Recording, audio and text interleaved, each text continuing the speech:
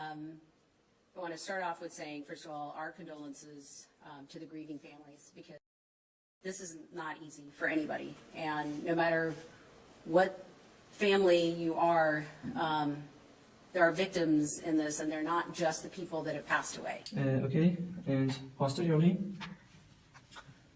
we've got diverse processes.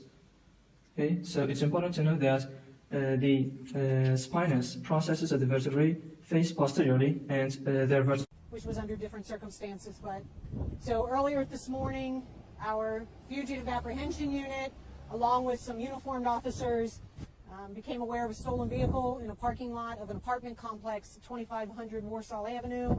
When the uniformed officers rolled up, 4 individuals ran from the vehicle. One of them, at least one of them, was armed with a firearm. Several officers gave chase, and one officer discharged his firearm towards the individual who had a firearm, struck that individual. That individual is deceased. The next gunshot wound that I discussed was perhaps the same bullet. We're not sure, but it's certainly in the same vicinity of the left forearm if somebody were running. And that was immediately left lateral chest. So a few inches below the armpit, but truly in the side. He was shot on the side. Yes. Parallel. And so it was, the fatal wound was one that came through the armpit, exited the sternum. So he was not shot in the chest or the back, it was all side. Just below the armpit. So that is still considered chest. It's just the side of the chest. Yeah. And then the other one, I'm a little still confused on the second one that hit him in the shoulder. Where did that enter? I said upper posterior lateral That's chest. what I know, you're going to have to go look it up. Yeah, exactly where that is. Go look it up. I'm going to keep it. You're Yeah. saying the back of the Posterolateral adjacent to the shoulder. Right there, and he had the gun in a bladed position. It was the police chief that said he was shot in the chest. Now, the medical terminology of posterolateral, I'm not a medical professional. The police chief says, because I spoke to her a little while ago, that's basically the chest area, even though the coroner says it was shot like right here, kind of like underneath your armpit, and exited the chest. Okay, and posteriorly, we've got diverse processes. Okay, so it's important to know that the spinous processes of the vertebrae face posteriorly, and their vertebrae. And I do want to clear up, based on information that we received, the individual was struck in the chest. It exited out the back. Ryan, were held at Living God Church in Avondale. We were not permitted to be inside the church or speak to any family members, but you can see a pretty large crowd there outside of the church. So there's a little bit of, and that was her first time that she did speak. Any comments that she said that were coming out of the coroner's office, those were not her. Today was the first time she spoke to anyone about these findings. The press conference today, what did your autopsy find?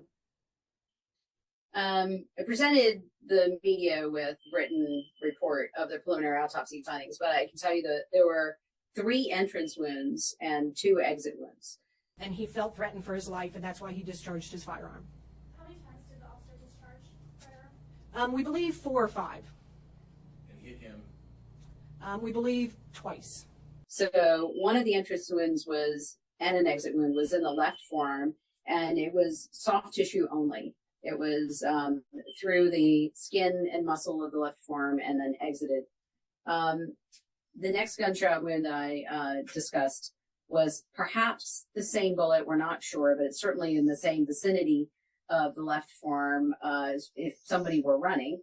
And that was immediately left lateral chest. So a few inches below the armpit, but truly in the side.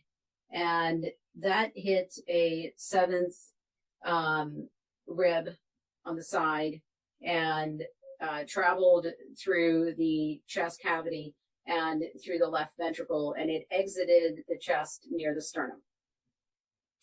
And then there was a 3rd entrance wound, which was upper posterolateral chest, adjacent to the right shoulder. and it stayed in the skin, just beneath the skin, and traveled just beneath the skin upwards in the soft tissues of the neck, and then stopped below the skull, below the base of the skull. And it didn't go through any bones or any major soft tissue structures. It really stayed just below the skin, just deep to the skin. So when you point, so it looks like the second one that was like under his armpit, that was the one that killed it. Yeah, that was the lethal wound, correct.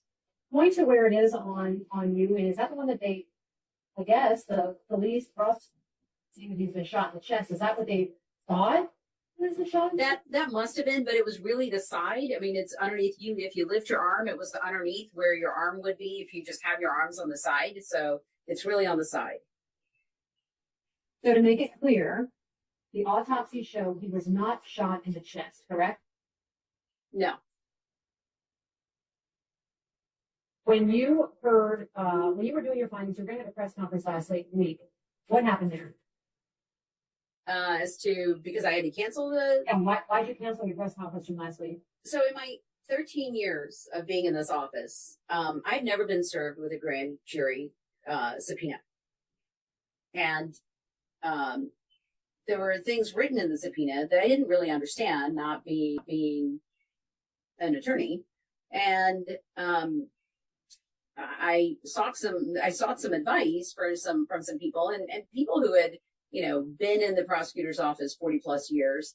And in those years, to my understanding, no Hamilton County coroner has ever been served with a grand jury subpoena.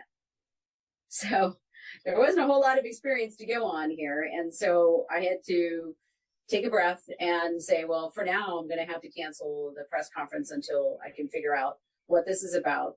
And then over the past few days, I spent a lot of time getting advice and finding out what I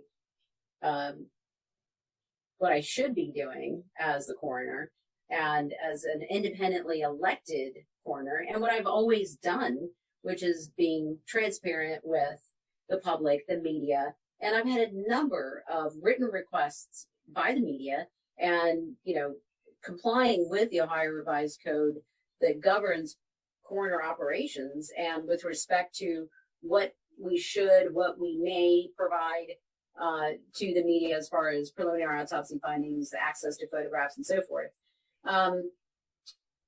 I realize that I really need to present this in a factual manner to the public and to the media. And the second part of it is that, as you know, I found out late Friday night that preliminary autopsy findings were already disseminated by somebody else in another department and referred to according to the coroner's office, quote unquote.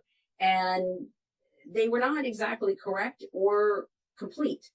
And so I felt like instead of having other people speak about work that we do and that we have done, that the public has a right to hear it from me and from my office.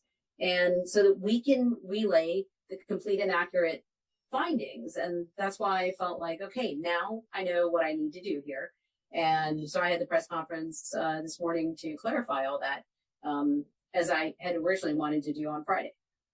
So on Friday morning, you're supposed to have a press conference. Your press conference was going to state what you just told me, that he wasn't shot in the chest, in fact. But later that day, and yours had to be canceled because the prosecutor's office sent you 2 subpoenas to shut it down. I'm stating facts here, correct? That was on Thursday. The subpoenas were served on Thursday. So, and then after that is when the police chief, as part of the collaborative agreement, talks to a group and states that via the coroner's office, the autopsy showed that he was shot in the chest, correct? Arm and chest is the clip that I saw. So where did she get that erroneous information? I'm not sure where that information came from. So technically speaking, the lethal wound is left lateral chest. So most people, when they say, was somebody shot in the chest, they talk about the front of the chest. And I think that's the common understanding when you say the chest. Most people say front of the chest is considered chest, or what in medical terms is the anterior chest. They consider the chest. But in this case, it was left lateral chest on the side. that's still chest. It's just left lateral chest, or what common terms and lay person terms would be is they were shot in the side. Right. And when you're talking about an officer involved shooting, I think most people would assume when you say shot in the chest, you're thinking boom, right in the sternum in the chest, because that man must have been facing the officers to that, and that's how we got to his chest shot. And that may be how that happened. And that's why I wanted to clarify that is, in medical terms, it's left lateral chest, but it's the side. It's underneath the, it's below the armpit, under the arm. Basically, when the arm is not in that position, that's where that happened. And I was asked during the press conference if the forearm wound could possibly be the same bullet that struck the left lateral chest, and the answer is we can't be sure, but it's possible that if somebody had their arm bent when they're running, and your arms go forward and backward when you're running, that it's possible that one bullet could have gone in and out the forearm and into the side of the chest there, the left lateral aspect of the chest. So do you feel like you needed to get this information out because, not only because you're an elected official and you serve the people and you want to get this information out, the correct information, but do you feel like the information that was being passed along was just incorrect information? I felt that it was incorrect and incomplete, and I felt that it's up to our office to make sure the public gets the accurate information. And so I did. I felt compelled to make sure that the information that's being referred to as coming from our office was actually coming from our office and actually accurate. And that's why I felt it was important that I had a press conference to do that. And I also, as I stated before, there are 2 grieving families here and an entire community grieving around these deaths. And, no matter how you look at it, we have an 18-year-old who's lost his life. And as a mother, I can't even imagine what his mother is going through. And if the least I can do to give her some peace is to be accurate with the description, that's something that I can do. And I hope that the community-wide see this as what it is, which is I'm trying to calm everybody's tensions down and saying, look, we're doing the best that we can. We have done the best that we can. We took very good care of Ryan. And we just wanted to make sure that the public knew the truth about and then accurate preliminary findings from the autopsy. But it seems to me like because the accurate information is coming out now after the inaccurate information was out, now it seems like the whole idea of all these officers being transparent, trying to get the information out of it being a justified shooting. And I'm not saying it wasn't a justified shooting. I'm just saying it looks as if we so-called jumped the gun in getting the right information. Because what people were imagining, I was imagining is, was a shot to the chest. And that's what the officer said. But this indeed wasn't that. But we've been going with that since this happened. So now it's almost like I can understand people kind of getting upset instead of being calm.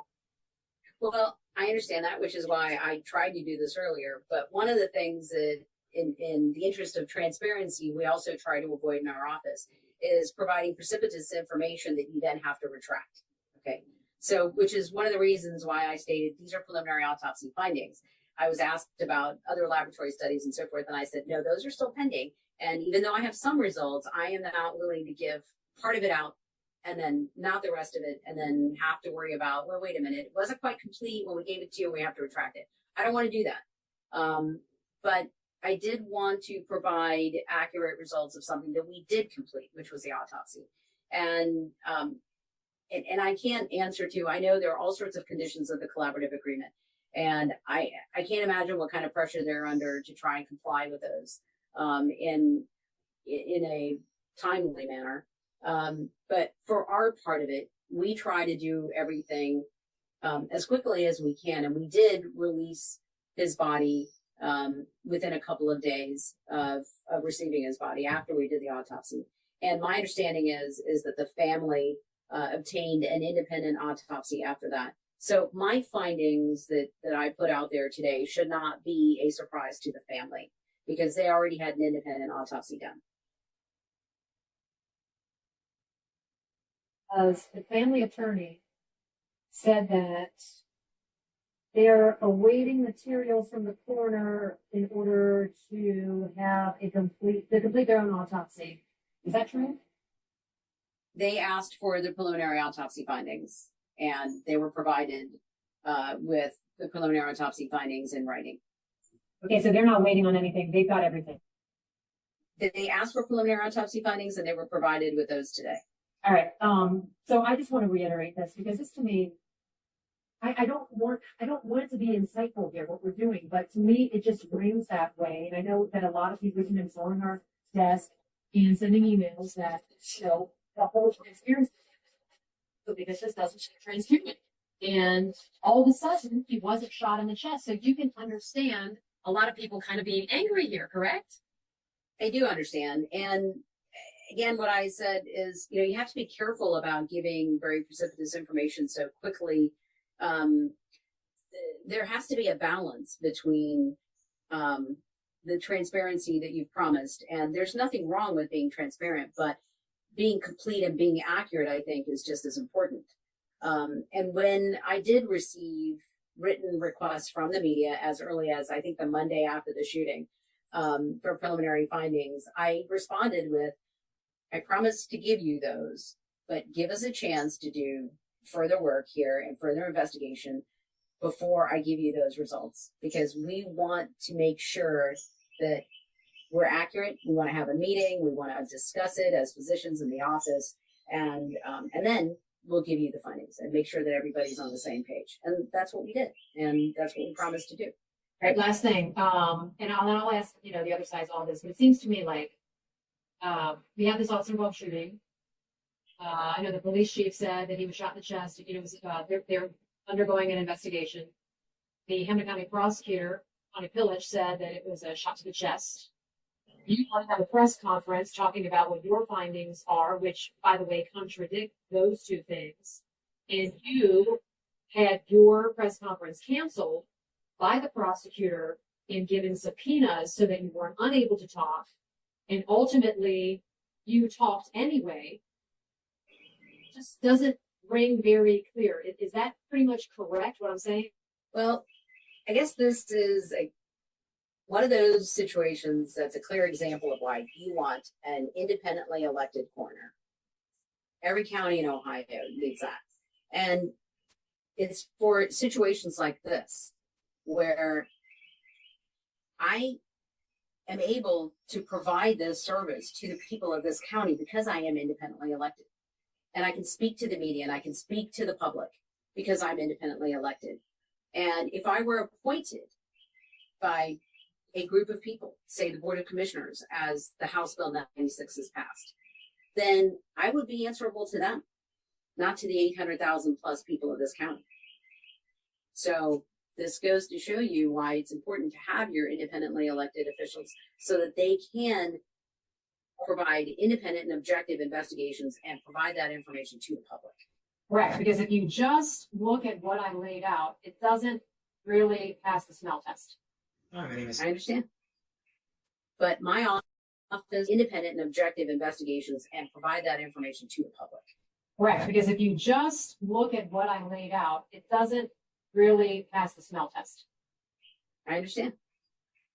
But my office, this is what we do. This is what we provide.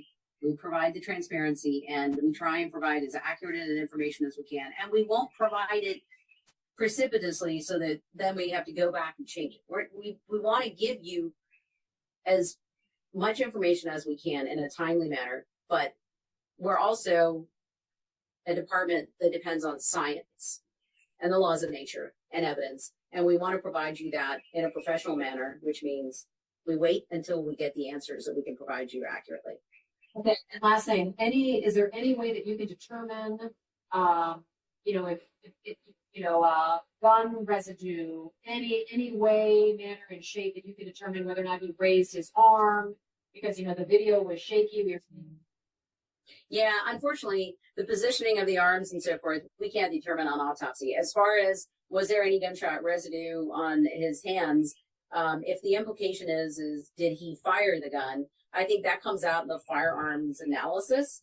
But also, just because somebody has gunshot residue on their body doesn't necessarily mean that they fired a gun. It could just mean they were within the vicinity of a gun that was fired, or in his case, that he was shot. So there's a certain amount of gunshot residue that's going to end up on him or around him.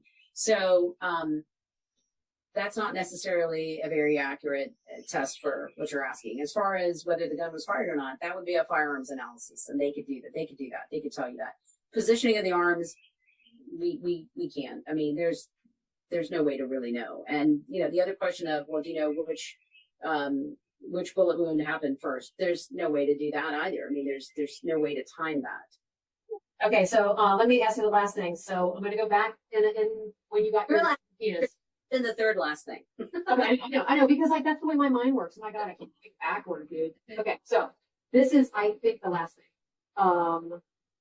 You got the 2 subpoenas to quash your press conference, and and shut up, don't talk to the media about the findings of your autopsy. Now, you did it anyway. So what did you have to do? Did you call the office? Did you say, no, I want to talk anyway? Why did you ultimately make the decision to do it anyway? What did you? There have been many discussions about the implications of that grand jury subpoena. And like I said, I've never had one, so I didn't really understand what I could or couldn't do. So in the interest of just being cautious until I could learn what the implications were, I postponed or I canceled the press conference. And knowing that I had to have one at some point in the future, but let me find out what it means to receive this grand jury subpoena and what I can and can't say to the public, or is there a restriction? And, then I found out that as an independently elected coroner and, I am not part of the grand jury, so I could speak to the press. And once I discovered that was the case, then I put it back on. I said, okay, well then I need to have this press conference so I can give out accurate information. And did you have to hire an attorney to do so? I did have to consult private counsel or independent counsel for that, yes. Okay. Anything else that you can think of that you want to add on here? Give me one more question. Really only that I know the public is very interested in this case. I mean, and as well as other cases that are coming along, I'm sure. I would just ask the public to keep calm and think about things and more than just one point of view. There's usually so many different points of view, and it's really important as we're moving forward as a community that everybody think about all the different points of view before you jump on one or the other. And that's one of the reasons why I think being precipitous with what information you give to the public can be problematic, during an investigation. But you can also see how the public would have a hard time with this, knowing that you were just trying to do your job, get out the fact that the autopsy showed he was not shot in the chest, and you were ordered by the prosecutor's office to not give that information, and you had to hire your own attorney in order to give that information out to the public. Well, I don't know if I was ordered by the prosecutor's office, but by being served with a grand jury subpoena and not knowing what that really meant as far as what I could and couldn't do, as far as my statutory obligations to the public, I had to find out. Perfect. Anything else you can think of? Shooting, is the investigation being treated as a homicide investigation? Right now, it is still under investigation to determine exactly what it is, but since the homicide unit was the lead on yesterday's incident, they are involved in a joint effort with the traffic unit on today's incident. And so sometimes you have to be a little tough on them. We're a little tougher overall. Maybe it's because we feel like we have to prove ourselves a little harder. I think what people would say about me, not that I am so tough, but that I am a rule follower. Chief Thigi says that she learned important lessons from former Chief Elliot Isaac during the George Floyd protests. Especially when he chose to take a knee. It's not about police versus the protesters. It was about him understanding and telling them that he hears them. He understands where they're coming from. Who in your family influenced you? My father was a captain with the Cincinnati Police Department when I was a young child. His 2 brothers. I'm from a family of 8 children. 5 of us were in law enforcement, 4 with Cincinnati, 1 with Hamilton County Sheriff's Department. Of those 5, I was the last one to come on. When I was in those 5, I was the last one to come on. When I was in the recruit class 33 years ago, I said, I want to be the first female police chief in the city of Cincinnati. Really not thinking that it would come to fruition, but it Homicide. And then for the last wound, the bullet was still in his body during the autopsy. Sammarco said it entered on the right posterolateral chest. It entered on the right posterolateral chest. Literally translated, it is still part of the chest, but it's towards the back and the side. It's kind of adjacent to the shoulder. Sammarco said that bullet was found just below the base of the skull. So I tried to ask the coroner in plain English, if you will, was Ryanhinton shot in the back? And she said no, emphatically. As a refresher, on May 1st, an unnamed Cincinnati police officer shot and killed the 18-year-old as he was running from police. The officer said in police interviews afterwards that during the chase, Hinton had emerged from dumpsters pointing a gun at the officer. The coroner said the Hamilton County prosecutor served her a subpoena on Thursday, and she believes that is the first one in the county in 40 years. She's talking to us, the media, anyway, because she says misinformation was being shared. Right there, he had the gun in a bladed position. It was the police chief that said he was shot in the chest. Now, the medical terminology of posterolateral, I'm not a medical professional, the police chief says, because I spoke to her a little while ago, that's basically the chest area, even though the coroner says it was shot like right here, kind of like underneath your armpit, and exited the chest. We wanted to present you with the actual facts and not have conjecture out there with somebody saying this and somebody saying this, and and it's all confusing, and then the tensions are going up. So let me provide you with the actual facts. Ryanhinton was laid to rest on Saturday. His funeral was held in Avondale. Now, the coroner would not share when she will appear before that grand jury. That's something I asked her, because that is the next step in this process. It's still close to the neck, and it has attachment points for neck muscles. In this case, it has an attachment for the posterior scalene. All right, so come on. I'm going to put you in handcuffs for now. Okay? Hey! You shot me, you got a knife! Hey! Stop! Stop! Stop it! Stop! Stop right now! I got him a good point. Stop right now! Stop! Nick!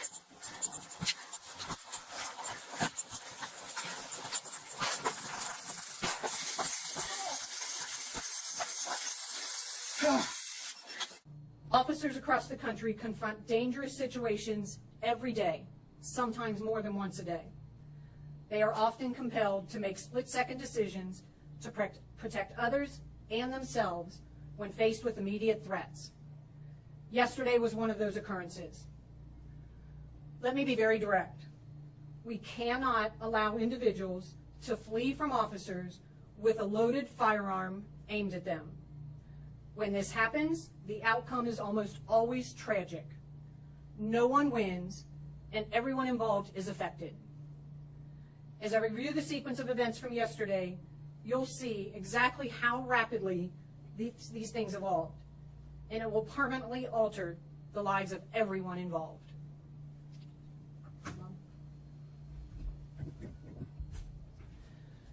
So to get you number 2, go ahead, Bobby. He's got a gun on your right, He's got a gun. So just to give you an idea, we have the 2 uniformed cars, we have 2 officers, there's 4 individuals in the stolen vehicle. All 4 individuals get out and start running, some in different directions. So officers decide which individual they're going to pursue. We'll take a few questions. Chief, the suspect, the C, really shows how volatile the situation is. But it was difficult for us to see if the suspect pointed his gun at the officer or whether he just had a gun and was shot because he had a gun. Can you tell why the officer shot the suspect? Yeah. So just to kind of give you a frame of reference, the individual is running with a firearm in his hand. The officer is running, so the body camera is kind of jolting as the officer's running. What that leaves us with is a very blurred image, unfortunately. However, based on the officer's interviews, the officer who did discharge his firearm said that when the individual came out between the dumpsters, he had the firearm in front of him. It was in like a bladed position, and it was pointed at the officer. And he felt threatened for his life, and that's why he discharged his firearm. And he felt threatened for his life, and that's why he discharged his firearm. How many times did the officer discharge firearm? We believe 4 or 5. We believe twice. And I do want to clear up, based on information that we received, the individual was struck in the chest. It exited out the back. He was struck in the arm. We believe it went through his arm and into his side. So those were the two rounds that hit him. There was no indication that he fired his gun? Correct. No indication. No, until they feel their life is no longer in danger. So I'm going to go back to the original question. So, Chief, would it be standard protocol to shoot a suspect if they are armed with a handgun and running if the firearm were not threatening the officer directly? So this is where we have to go to the state of mind of the officer at the time. What are they seeing, feeling, hearing? If they feel like their life or somebody else's life is in danger, they have a responsibility to stop that threat. Good morning, Mr. Hinton. In the lawsuit, Rodney Hinton Jr. claims this scene at his arraignment and this scene during his bond hearing amounted to a coordinated effort by law enforcement to intimidate him. He was walking out and how the whole precinct seemed to be in the courtroom. We spoke with Antoinette Holloway. She isn't a licensed attorney, but filed a complaint on Hinton Jr.'s behalf. He's representing himself in the matter. And so when you got him behind closed doors, we don't know if he's eating. We don't know what's going on in there. In the 5-page complaint, Hinton Jr., who is accused of intentionally running down Deputy Larry Henderson, says his civil rights were violated during his May 2nd arrest. He also claims officers used excessive force resulting in visible injuries. We reached out to Cincinnati Police and the Hamilton County Sheriff's Office about the lawsuit. Spokespeople for both departments say they don't comment on pending legal cases. It was emotional. He said that he just didn't expect all the support that he is getting. Leaders of the Black Panther movement traveled to Cincinnati Monday, in part to visit Hinton Jr. He's being held without bond inside the Claremont County Jail and faces charges including aggravated murder and felonious assault. It was brief, but it was powerful. He appreciates our people standing there. Our people. The group held this town hall Monday night to organize next steps in support of Hinton Jr. About 40 people showed up, including 24-year-old CJ Robinson. It could be me next week, and I can only imagine if I was killed unjustly what my parents would do. Robinson says he wants police held accountable for the deadly shooting of Hinton Jr.'s son, Ryanhinton. Prosecutors say Hinton Jr. watched body camera video of the incident hours before the crash that killed Henderson. A sorry, a public statement, there needs to be some consequence. Hinton Jr. could face the death penalty if he's convicted. Investigating. Fiji is also addressing the tension in the community. I've been given the opportunity by the city manager to create a special managers advisory group around the shooting, a detailed reconstruction of Hinton's movements, and a review of evidence. We just have Cincinnati Police plan to discuss the autopsy of Ryanhinton during a news conference on Friday, but canceled it because the office had received a grand jury subpoena. If this case is being presented to grand jury, and I'm not in the prosecutor's office, so I don't know, but one would assume that there's a lot more that we don't know than that we do know. WCPO has requested and is still waiting to receive Ryanhinton's full autopsy and all additional body camera footage. The other 3 continued to run. We've apprehended 2 of them. There is still 1 that we are looking for at this time, and like I said, the individual who was shot is deceased. A firearm was recovered near where he collapsed at the scene. The officer was fired upon or at least aimed at, or was he shot in the back? Yeah, so right now the homicide unit is doing their investigation. They're at the scene. They will then follow up with interviews of the witnesses and suspects and officers and try to garner that information. At this time, I don't have that detailed of information. Do you have any ages? Ages of the suspects? Yes. No, not at this time. We can get that to you.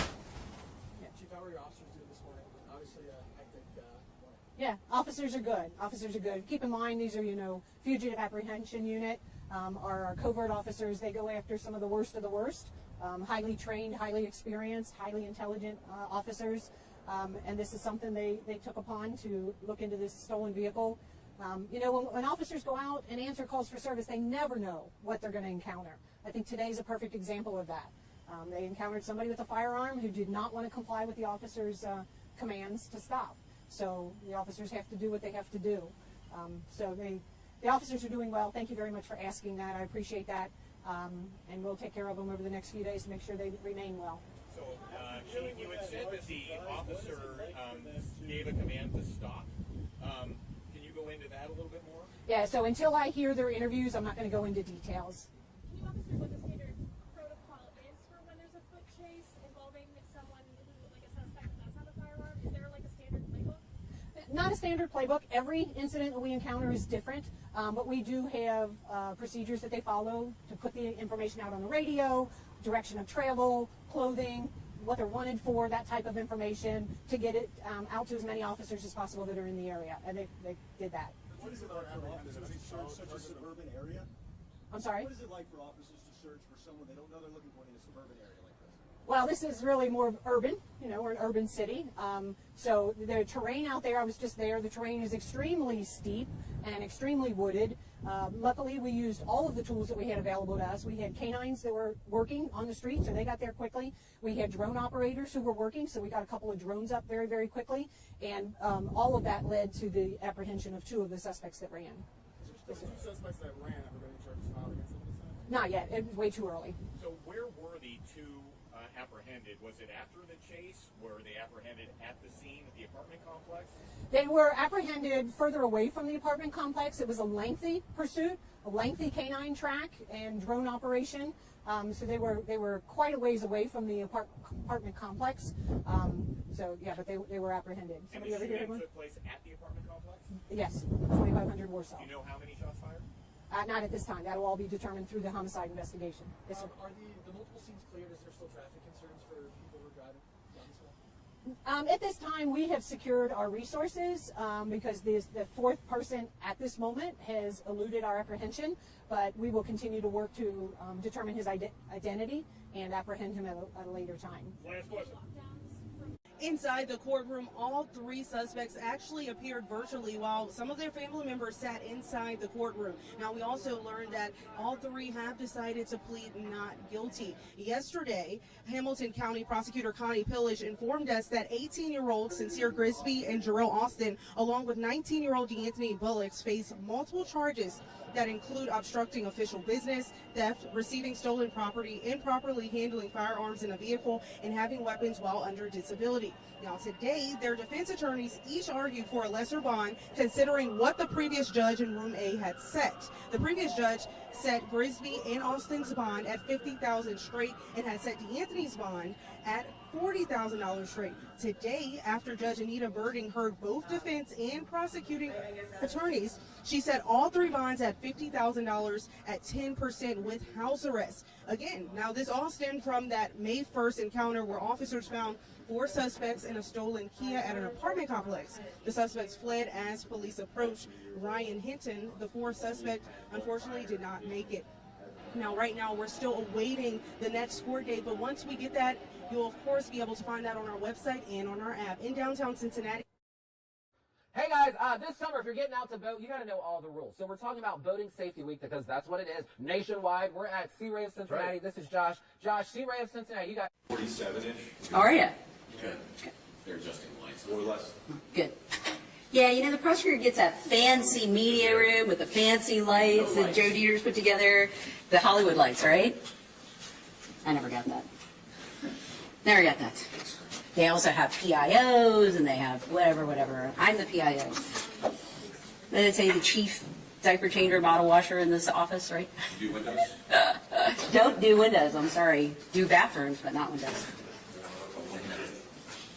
Not here, but well, we're necessary. We're all moms and, we have the ability.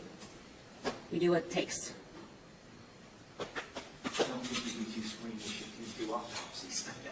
We're not squeamish. We're not squeamish. We had our annual Ohio State Coroners Association meeting a week and a half ago. You guys want to talk squeamish? Yeah.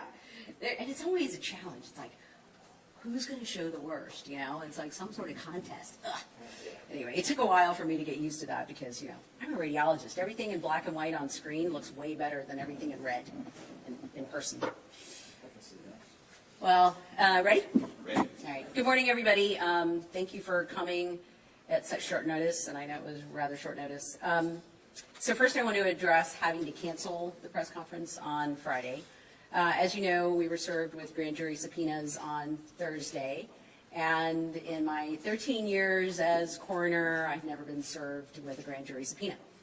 And I looked into it, and I believe, at least in the history of Hamilton County in the last 40 years, that hasn't happened to any of the coroners. So this was new territory. We had to learn some things. We had to consult some people. We had to ask a lot of questions. And so I decided putting off the press conference until we got some answers was the better way to handle things. So thank you for coming for the delayed press conference, shall we say, postponed.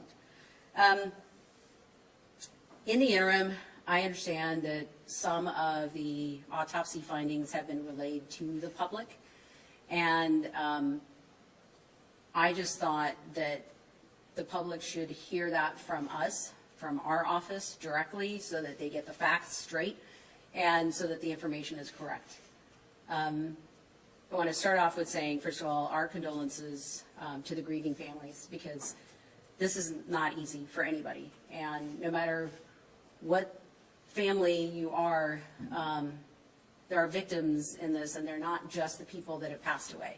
It's really the family members who are left to deal with their grief.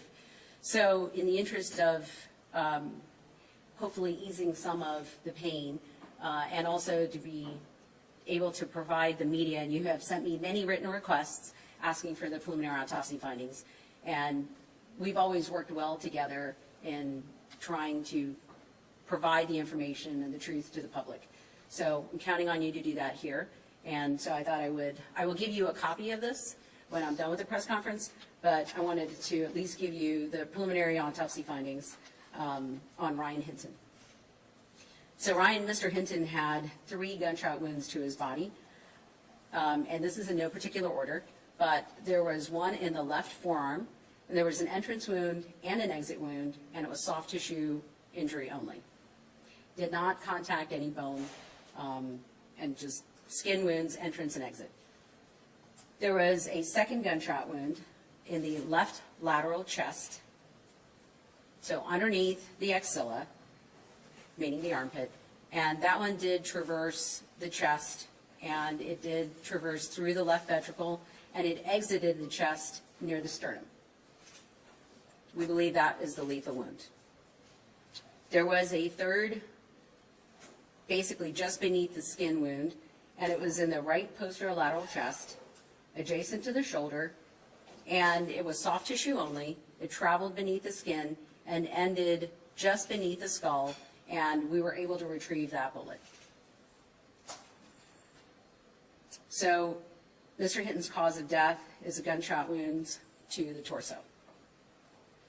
Left lateral chest, we believe, was the lethal wound. And his manner of death is homicide. So I wanted to make sure you got the exact facts from us and relayed that to the public. And again, there are no words to express our grief and our sorrow to the family members. And we hope that this provides some solace to know the actual facts. You ready to take questions?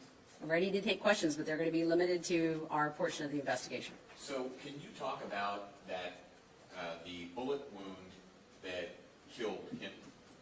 Did that go through his arm and then enter his chest? Is that one bullet? There is a possibility that that could have been the same bullet, because when you're running, usually you've got your arms, contracted in a 90-degree elbow position, and you're running back and forth like this. So it's possible that the same bullet traversed the left forearm and into the left side of the chest. If the bullet that killed him went in his side and out his sternum, which is his chest, does that mean he was shot from slightly behind? No, it was straight from the side. This is mid-lateral side. And if you're asking why did it go toward the front, it did contact a rib on the way. So, as you know, when projectiles, and you can talk to somebody who's a physics expert or a firearms expert, when they hit something solid, they tend to deflect. And did you recover that bullet, or was it the other? That was the one you did not. Yeah, no, there were pieces of that bullet that we recovered, but not the entire bullet, no. And he basically bled to death then would have been what happened. We didn't have a scene response. We only responded to the hospital, so I'm not sure what happened at the scene. So. The third bullet that you were able to retrieve from the right poster Neck. lateral chest. No, it was recovered from the neck, just below the skull. So you're saying he was shot in the back? No, I said he was shot in the right posterolateral near the shoulder. Almost that angle that you see in that body cam. I cannot comment on the body cam. First of all, there was so much motion, and I am not a body cam expert, and I get a little motion sick anyway, so that's not my cup of tea. So you're going to have to ask somebody about the body cam footage. Yeah. So can you then talk about where that bullet entered that body in plain speak and where it exited? It entered the side of the chest. It impacted the left 7th rib, and then it traveled through the left side of the chest, through the left ventricle, and then out the front. And then the other bullet, how would that bullet have, in plain speak, entered and exited? It entered, plain speaking, I mean, I'm a physician. This is right posterolateral chest, is near the shoulder, and then traveled up underneath the skin, and then ended at the base of the skull without impacting bone or anything along the way. It was all soft tissue beneath the skin. That would have had to be then as he was going down.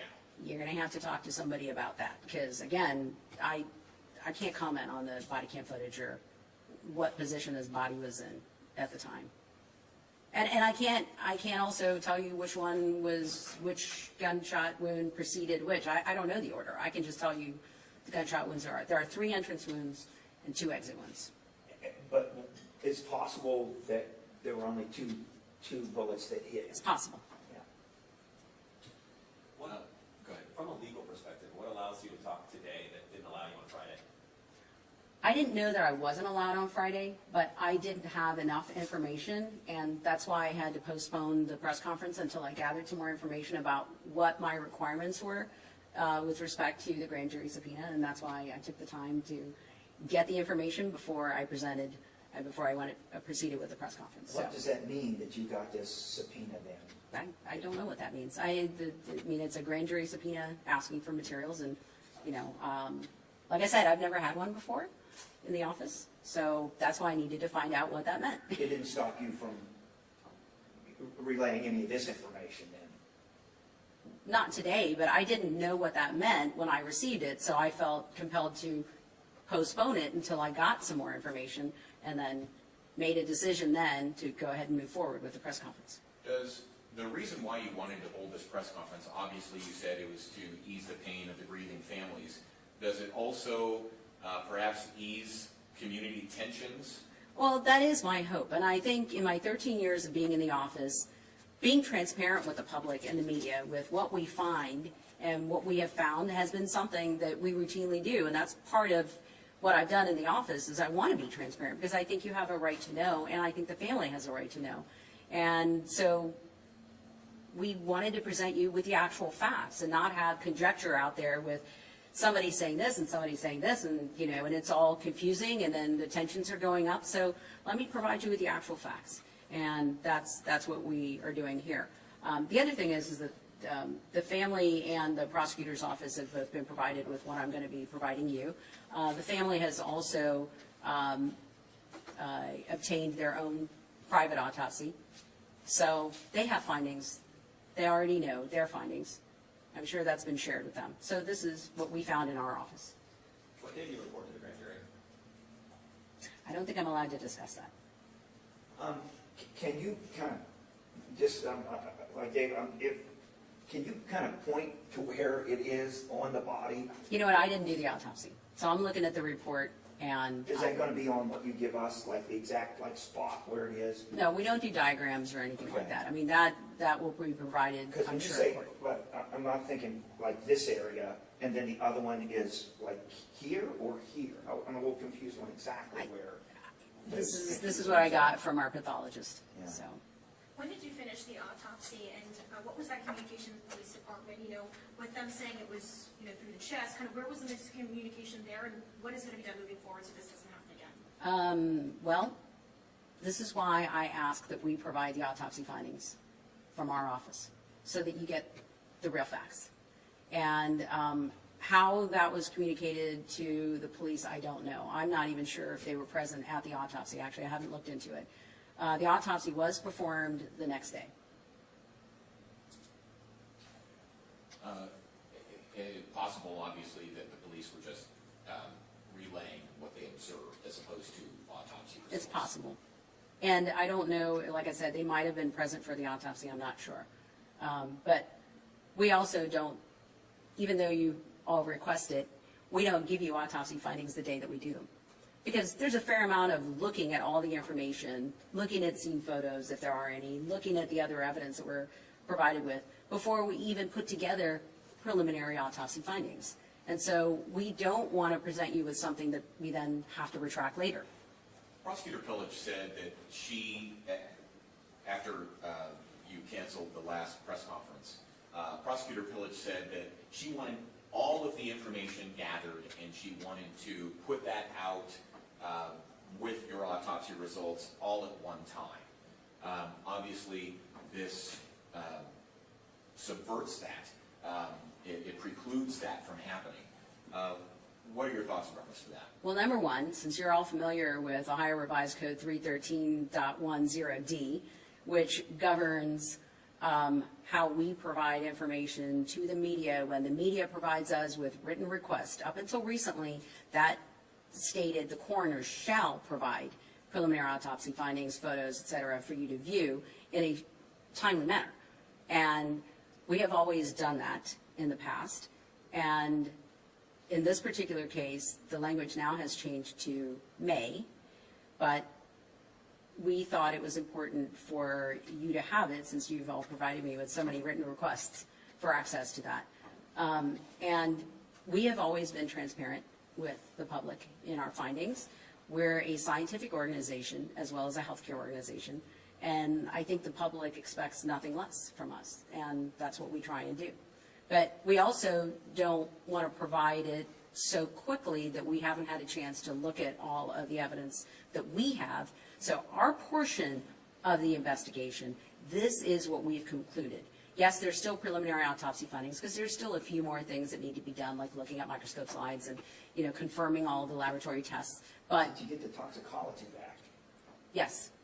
And did that show anything in the system? Yes, it did. But does that really affect what happened? Yeah, well, I was just wondering, are you able to tell us what that was?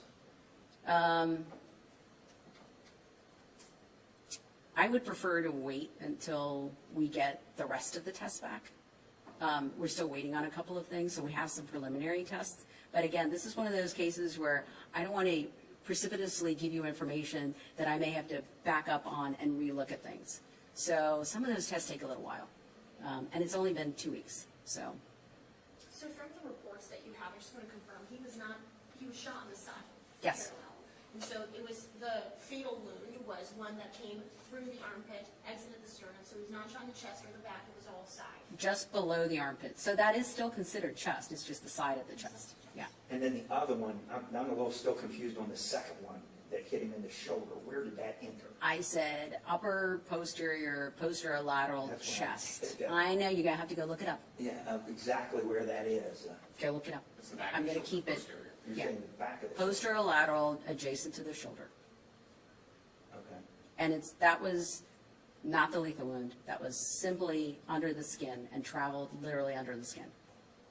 And it was recovered at the base of the skull, but before it entered. Back to Connie Pillage's initial reaction to the press conference that had been called and then canceled. Are you afraid that having this press conference is going to in any way hamper the prosecutor's efforts? I am here simply presenting facts, and what I think this goes back to what we talked about just 2 weeks ago. The absolute need to have an independently elected coroner so that the public gets that information from us. I mean, I think over the last several days, all of these issues that have happened come up point out even more the importance of having an independently elected coroner. And, you know, so if the public is watching this, please reach out to your Ohio senators to support Senator Blessing's amendment that he's introducing, removing the language of eliminating elected coroners and instead having them appointed by the commissioners. This is why you need to have us elected. This is why you need to have us elected, so that you're hearing directly from us and you're getting the factual information. Do you worry it could taint the grand jury? I'm sorry? Do you worry it could taint the grand jury? With what I'm presenting? Yeah, more facts. Any more than anything else that's already been out in the press? These are just facts. They're going to get the facts anyway. They're going to be presented this information, Absolutely. probably even more, maybe. Oh, absolutely. They'll get the facts. Yeah, they'll get our evidence and incomplete. So, yeah. I'm not sure if your report will be able to identify this, but would you be able to see if he was holding an object or a gun, or based on the indentations in the hands or anything like that? No, where guns are concerned, of course, we're going to check for gunshot residue on hands. But all that tells you, and this is something that, the public watches so many forensic shows. And I know everybody thinks if there's gunshot residue present, that means that they pulled the trigger. Well, it doesn't. It just means that they might have been in the vicinity of somebody that pulled the trigger. They might have been, even the same room, and it might have floated around. They might get a little gunshot residue. But yeah, it could indicate that somebody pulled the trigger too. We always check the hands, but that's if somebody pulled the trigger. But also, if you're shot and there's gunshot residue, there could be gunshot residue from that. So that's not exactly going to be accurate as far as looking at that information. Was the pathway of the gunshots consistent with him being in a certain position, whether it was him holding a gun in a bladed position, as police or prosecutors have said? Is there anything that... We can't comment on that. It passed through his left forearm, so and the left side of his chest. So that would be where the bullet entered, and then it exited. It deflected off the 7th rib through, and then it exited near the sternum. So what additional information are we going to get from a final autopsy report? The laboratory tests, the toxicology reports, and anything else that we might find as far as medical issues that he's had, detailed analysis of the organs, just to make sure that there aren't any other medical issues that he might have had that we would, of course, relay to the family, that, if there's something there that looked like it was genetic, and that we would share that information with the family so that, they can have other people checked in the family. It's part of a routine autopsy to make sure that we're covering all the information that we can get. You said that you were not called to the scene but responded to the hospital. Is there any reason for that? He was transported to the hospital in an attempt to save his life. So, and then he was pronounced there. So that's why we responded there. If that didn't happen and he was pronounced at the scene, we would have responded to the scene. So. It was that bullet when it clips that ventricle, though. That was probably the part of it that made this a fatal shot. Correct. That's the part that did the most damage. That would have been. Yes, that's the lethal wound. All right, I think we've exhausted all the details here. So if there aren't any more questions, I'm going to leave it at that. I do want to thank you all for coming, and thank you for being patient for my postponed press conference. But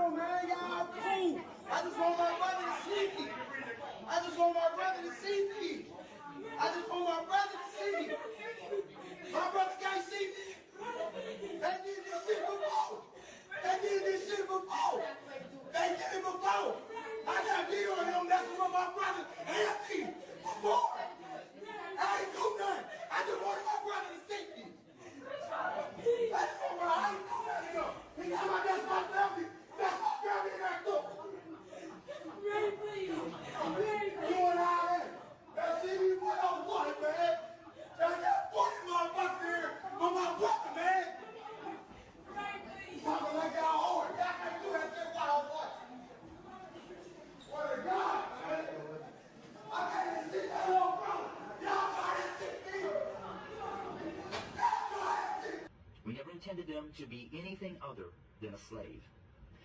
But they began to grow in number and in power, and eventually they fought their way to some freedom. So we became even more cruel, and to keep our black Americans down, we lynched, but yet they rose. So then we used the welfare system, the criminal justice system, to keep them down, to contain them, to destroy them, but yet they rose and they're rising. Then we built prisons and jails to hold them, yet they rose.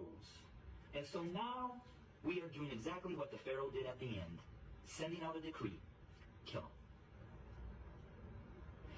So until we admit that when we wrote this Constitution that all men are created equal, that we never intended to include our black brothers and sisters, our nation may end up facing exactly what the Egyptians faced when they refused to let God's people go. So I'm going to say this to my white fellow Americans, that the bloodshed that is on its way is not on the hands of our fellow black Americans, but is on our hands. We are the ones that are refusing to let God's people go. We are the ones that are refusing to acknowledge that we do not value our black brothers and sisters as equal individuals or equal Americans as us white men. And to my black brothers and sisters, the racial issues, as I've said, have been there from the very foundation, but why do we see it more? Because there's a shifting. See, us white men have been at the head since the foundation. But we've had a black president. And you know, we've done everything in our power to keep him from really changing things. Now we have another minority rising to the top, a white female. What does that say? Those of us who are white men who have been at the head are now starting to see and fear that we are going to become the tail. And we know what we've done to you. And so now we're fearful that you're going to do to us what we have done to you. But I will say this. I've lived in a black community for 23 years. I've never been treated the way that this country has treated my black Americans. So I call out my white Americans to say we better heed, repent, acknowledge, and change. Because if we don't, I just want to again say, Homicide,